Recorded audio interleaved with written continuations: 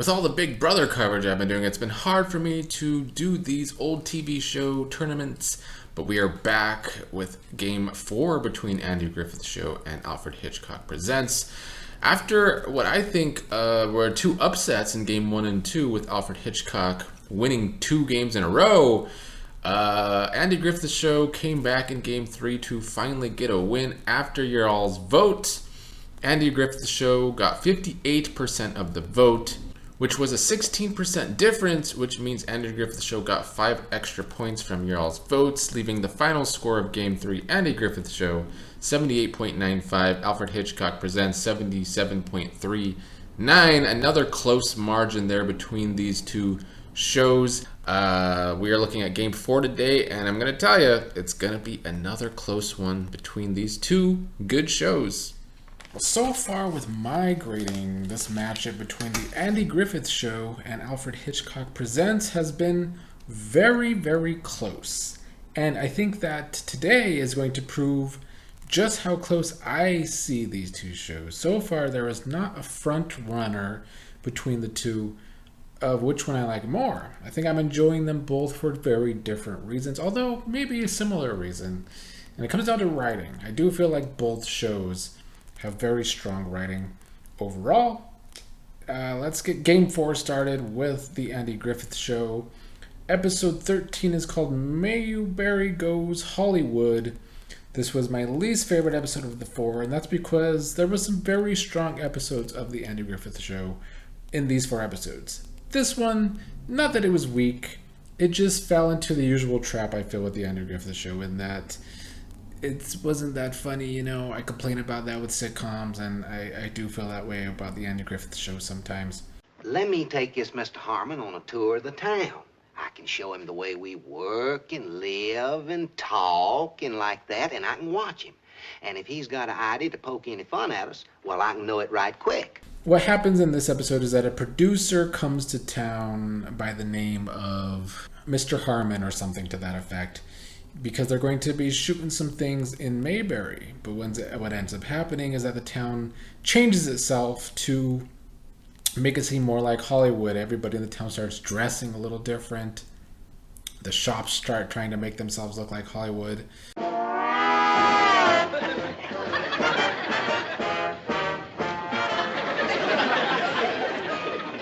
Andy himself gets sick of this happening by the end of the episode, when they're going to cut down a tree because it's in the way and they don't think the producer will actually like it. But it is actually the producer that puts a stop to them cutting down the tree, because he does like the tree and he doesn't like how they're trying to make Mayberry look different than it actually is. Well, we're cutting down the tree for your picture. Why? Well, because it's full of twig girdlers and it's an eyesore. Okay, boys. No, wait a minute. I don't want this tree cut down. You don't? Of course not. What's gotten into you people anyway? Because this is why he wanted to come here in the first place and capture it all. I do feel like this episode was good at bringing Mayberry to life. Mayberry is kind of like a character itself, and I think that we got to see a lot of the town folk also develop as characters. So as usual, the writing and the characters were good in this episode. It was just not that funny to me. Now, episode 14 is called The Horse Traders, which I think once again gets by on its strong writing, its strong character development, and the acting. This episode is one of those teaching lessons type episode that we get a lot between Andy and Opie. Jerry and me are making a trade. His roller skates for my licorice seeds. Your what? His licorice seeds. What are licorice seeds? Yeah, and where'd you get them? On another trade with Tommy Farrell. No, Paul, I think Tommy cheated me. And so now you're gonna pawn them off on the next fella? And on a better trade, too. Roller skates are twice as good as a cat pistol. In this episode, once again, I think we've seen this once before already, where Andy tells Opie one thing, and then his own actions are kind of the opposite of what he told Opie. He tells Opie about the golden rule to treat others the way they want to be treated, and this happens after Opie is kind of trying to trick someone with a shady trade-off.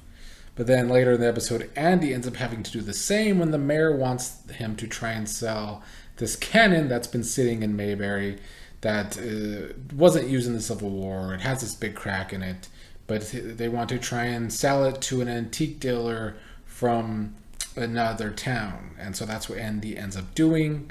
He lies about it, that it was actually used in war to sell the cannon. But then Opie goes and goes and tells a tall tale about a cufflink to trade with another kid for skates. And so Andy has to have a talking with Opie where he can't explain the difference between what he did and what Opie did.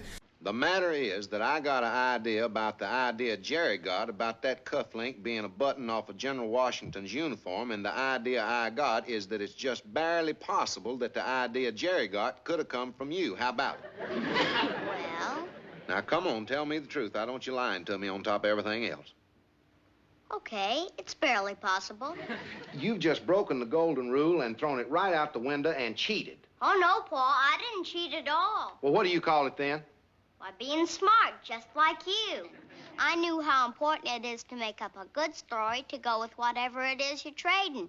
So I made up the story about George Washington.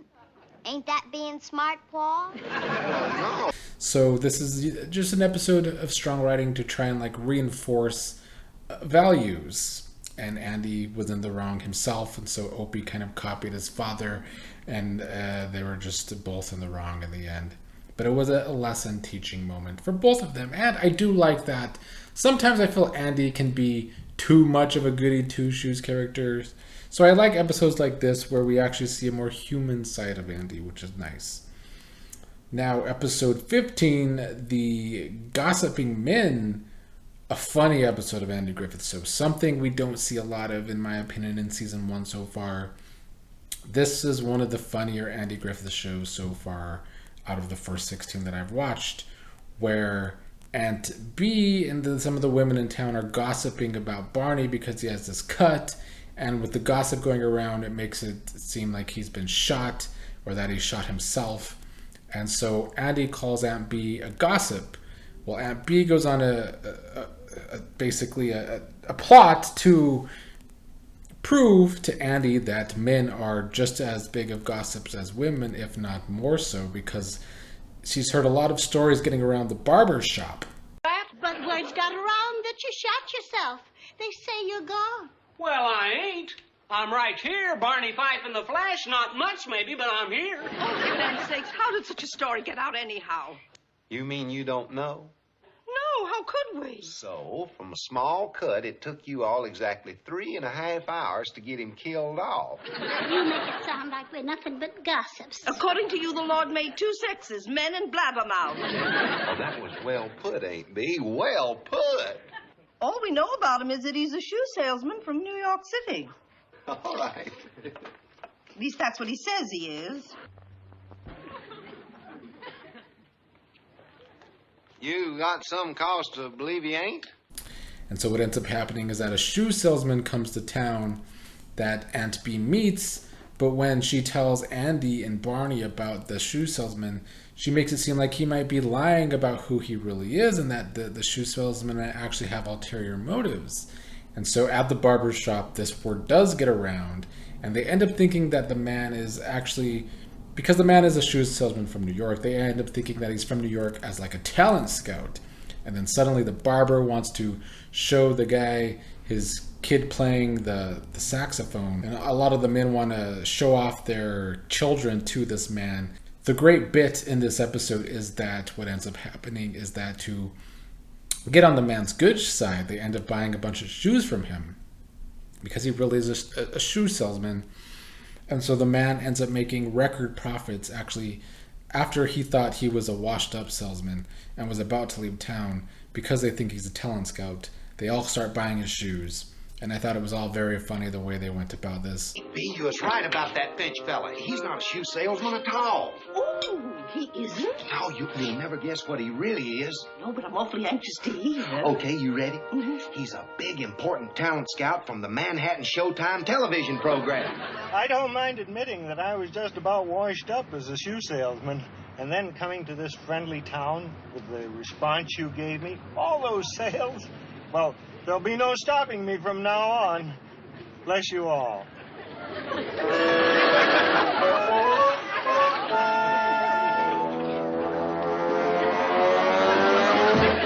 Aunt B proves her point in the end to Andy. So this episode was very funny to prove Aunt B's point to Andy. I enjoyed the bit in this episode of them thinking he was actually a talent scout when he's really a shoe salesman, and they buy all his shoes. Good stuff.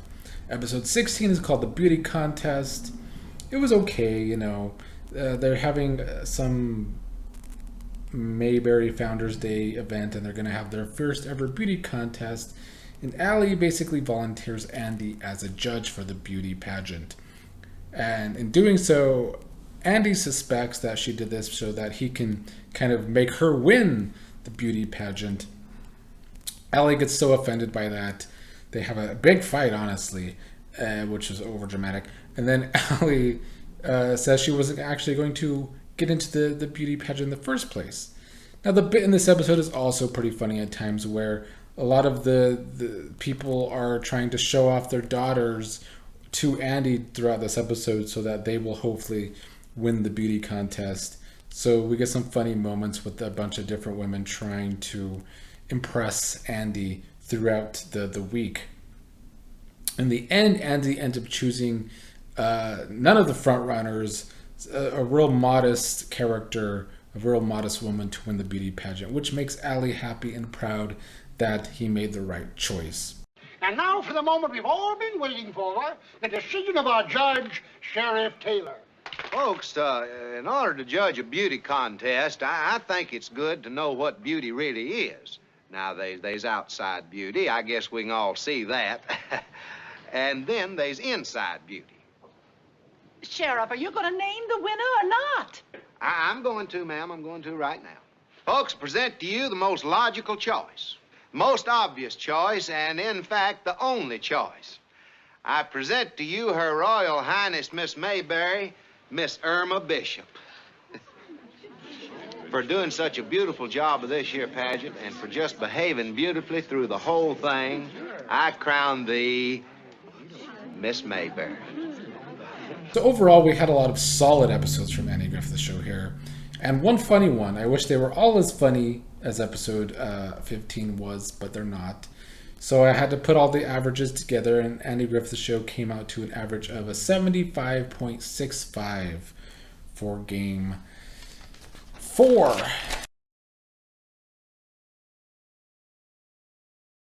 And that brings us next to Alfred Hitchcock Presents, where we also have 4 pretty solid episodes. It's kind of the same thing here. From the Andy Griffith Show, we had 4 episodes. I felt like 1 was weak, 2 were strong, and 1 was just okay.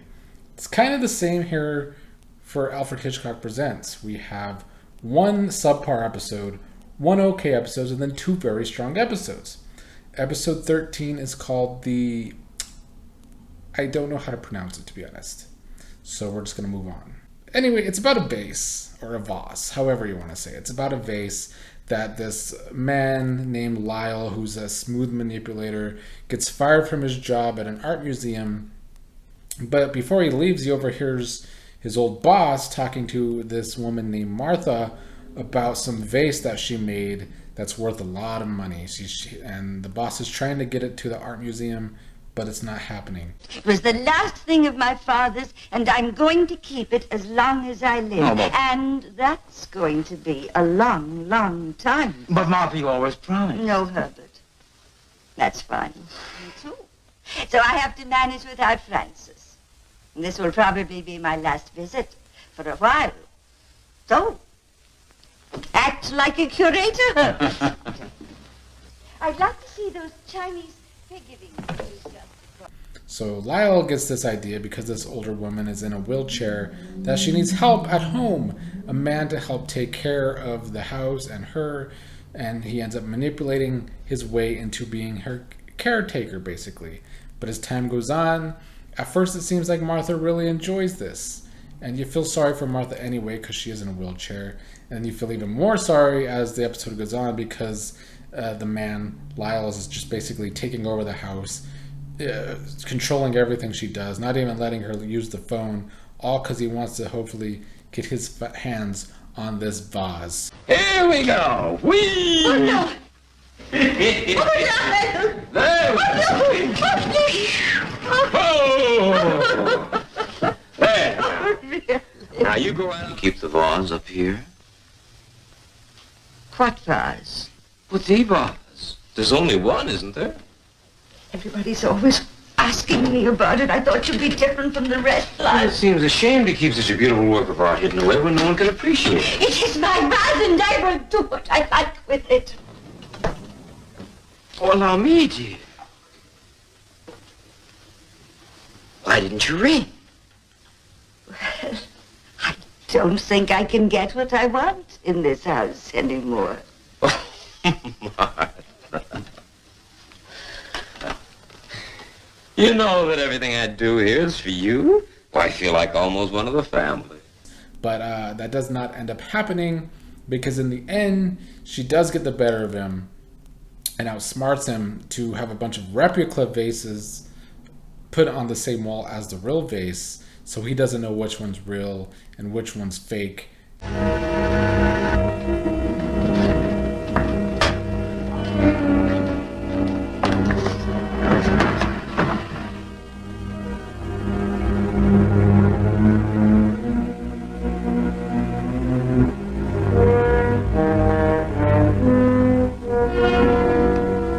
And that was basically the end.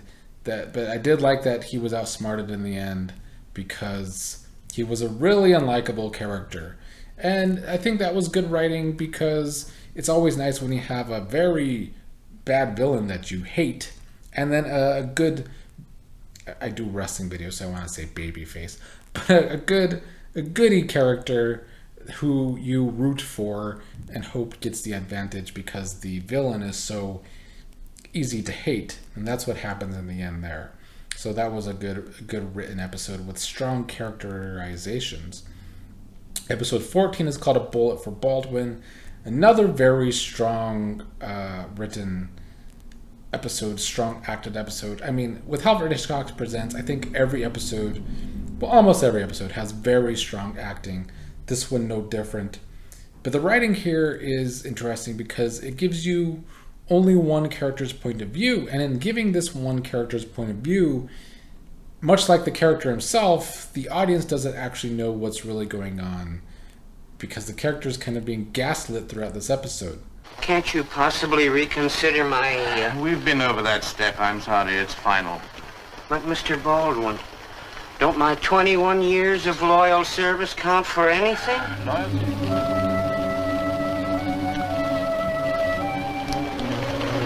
Step.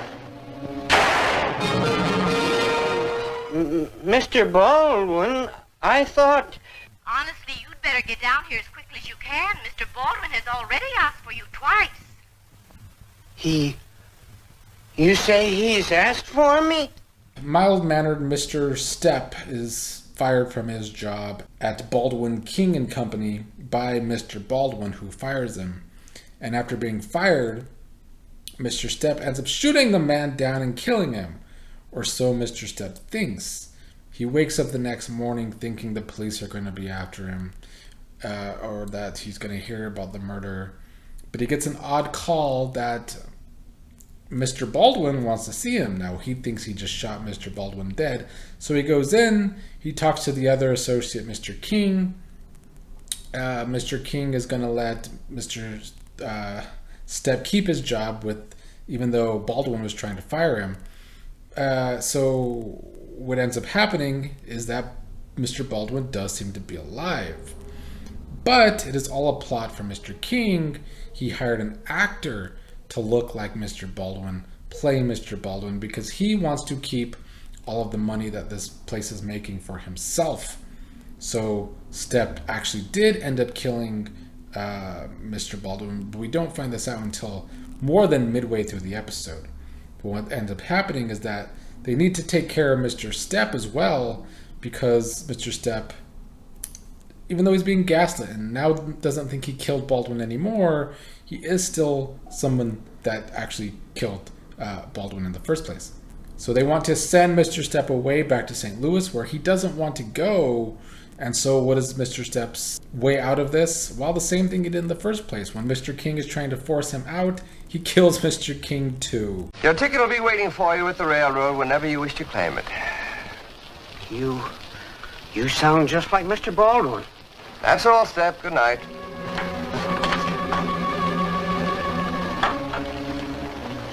Stepp! And thus ends the episode. I thought this was a very well-written episode, and so I enjoyed it. Episode 15 was the weak one of the bunch. It's called The Big Switch, and it's set in 1920s Chicago, mafia characters, and a mafia man named Sam Dunleavy who wants to kill his ex-girlfriend for leaving him for someone else, and he wants to set up the perfect alibi with this man named Barney. Now get this and hang on to it. There's no way in or out of my back room except through the front like you came in. There are no windows, no nothing. Once you're in here, you're in, until everyone out there sees you coming out again. So? So tonight at 9:30, you meet me out in front. Now we'll set up a little game back here, just you and I. Then you go ahead, take care of your job, and nobody knows a thing about it. You mean I sneak out the front way? How? No, you don't sneak out. You'll be spotted in a minute. But you said there's no other way out. But there is. So far, I'm the only one that knows it. But you're paying me $2,500, and you're going to be the second guy to know it. And it's interesting that back in the day, there were people like Barney that were kind of just around to be paid off as alibis for gangsters. And that's what's happening here. Barney's going to be his big alibi that he was playing poker with Barney when Goldie, his ex, was killed. But when he goes to kill Goldie, the twist is Goldie makes it seem like the baby she had with the other man was named Dunleavy after Sam Dunleavy himself, because she still had such respect for him. And Sam falls for this and ends up not wanting to kill her anymore just because she named her kid after him. I didn't like that part of the writing. Hello? Oh, yes, hello, Morg. Morg, tell me. How's the baby? I hope baby's all right.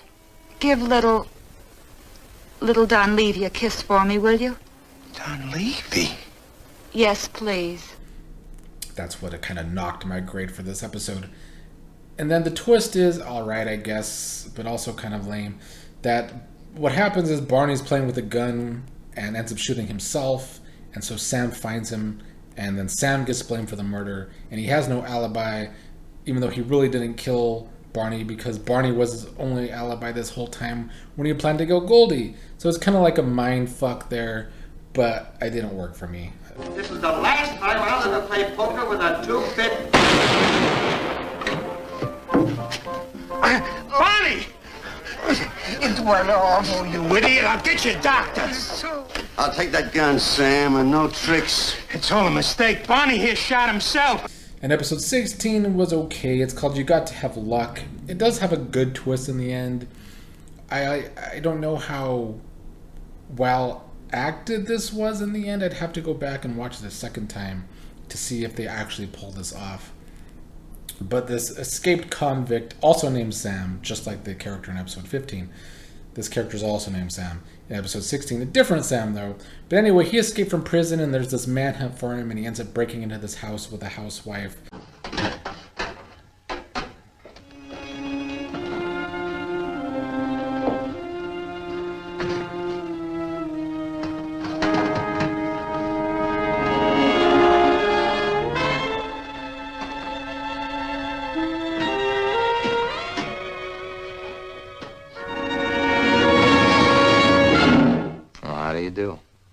This was my day. What do you want? Well, that's an easy question. But I'm in a little bit of a hurry. By the end of it, he does actually really end up liking her. But the twist is that at one point during the episode, her mother called. And he makes her play it off like the convict himself isn't there because her mother was worried about her. Hello? Tell her yes. Yes? This is Mother. Are you all right? Tell her you're fine. Yes. Yes, I'm fine. That ends up what makes the convict get caught, because it turns out this whole time the woman is deaf. Hold it, Talbot. Don't move. Put your hands up. Here's a knife. Okay, drop it. May we use your telephone? You don't have to talk that way. I understand. Go ahead. And so when she's talking to her mother and making it seem like she really understands her, the mom knows something's actually wrong. So I get the twist, and I thought they did it well. It's a good twist for this episode. I just don't know if it's actually... Like, so I feel like there's parts of this episode where it seems like it would only work if she could actually understand what Sam is saying. And I guess the whole thing is that maybe she's good at reading lips, and that's why this whole thing actually worked out. But I don't know, it's a little far-fetched. But, you know, still a solid enough episode for me. Overall, I gave the average for these 4 episodes came out to a 75.75. So you see how close this really is. That is literally a 0.1 difference in my grades between these two shows. So you're voting. This is going to be huge here to see what show comes out ahead today between Andy Griffith's show and Alfred Hitchcock Presents. So please go vote in the poll in the community section of my page, my channel, or let me know in the comments.